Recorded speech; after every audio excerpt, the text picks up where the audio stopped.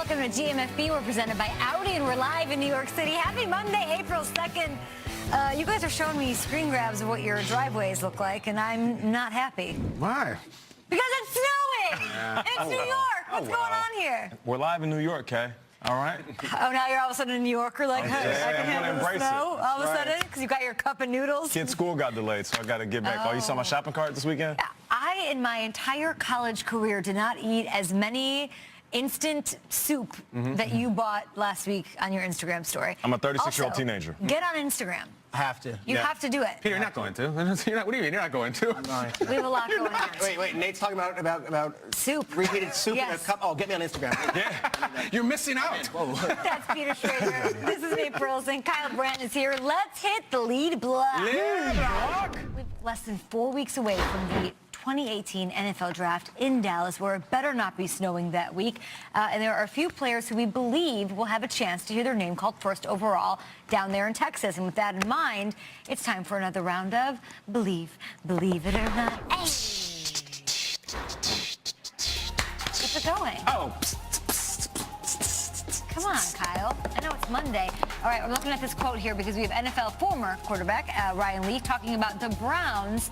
He, of course, was the #2 overall pick back in 1998. He had this to say about the team. And the city, really, it's a place where quarterbacks go to die.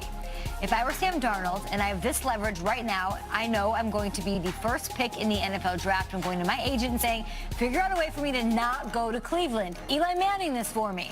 So, guys, whether it's with Tyrod Taylor or any player taken in this draft by the Browns, who do have the 1st and 4th overall pick, the Browns quarterback woes will finally be put to an end in 2018. Believe it or not. I believe this is going to change things. So I do believe that the woes will end. Let me give you a quick campfire story since it's a little chilly outside. He said that quarterbacks go there to die, right? I remember signing with the Detroit Lions, 2010. I walk in this locker room for the first time. I haven't spent much time in Detroit, aside from playing there as a professional athlete. As soon as I get there, there's a few people I see. I dap them up. Hey, what's up? How you doing? Good to see you. Nate, how you doing? What's up? How's the family? What's good?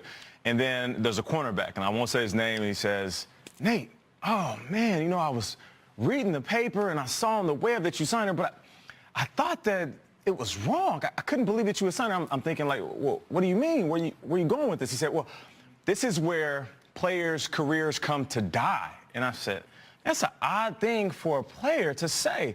You're a starting cornerback for this team. You're making money. They're paying you.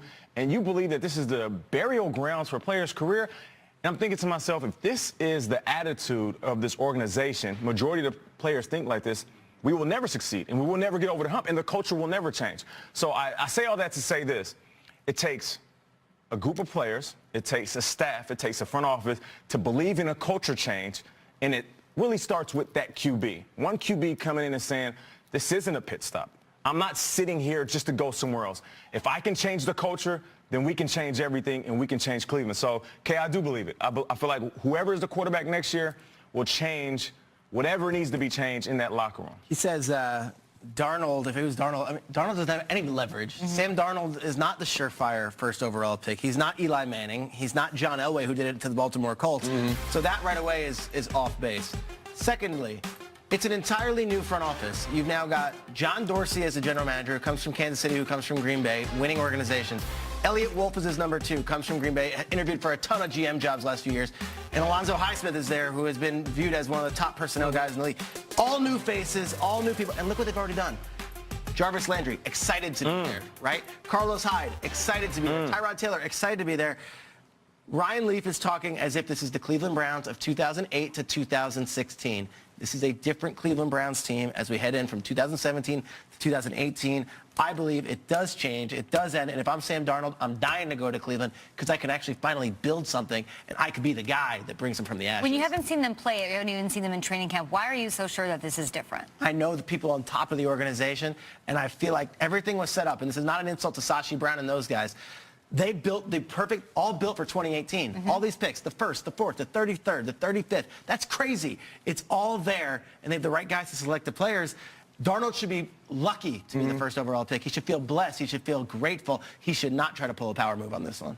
Same coach, right? Same coach? Same coach. 1-31 in 2 years? Yes. Since you were there and they were down on the franchise, they won one game in 2 years. I want so badly for this to happen, but they haven't earned the right of me saying, yeah, it's going to happen. I looked at this up last year. You know, Hugh Douglas is going to take quarterback, and he's going to say, this guy's going to be great. He's all this great future. Last year, they take Kaiser. He goes, well, we got Kaiser, Osweiler, and Cody Kessler. We got a great young quarterback room. All three of those guys are gone. Deshaun Kaiser was one and done. Terrible. So I want them to succeed. Until I actually see something from them, they haven't earned the right for me to say, yeah, the Browns are going to get it. I got to see something. Great stuff, believe it or not. Moving on here, Seahawks GM John Schneider asking fans to, quote, trust the process as he continues his offseason roster shakeup. So with all the departures, guys, you do have quarterback Russell Wilson. He is there. Is he the most important player to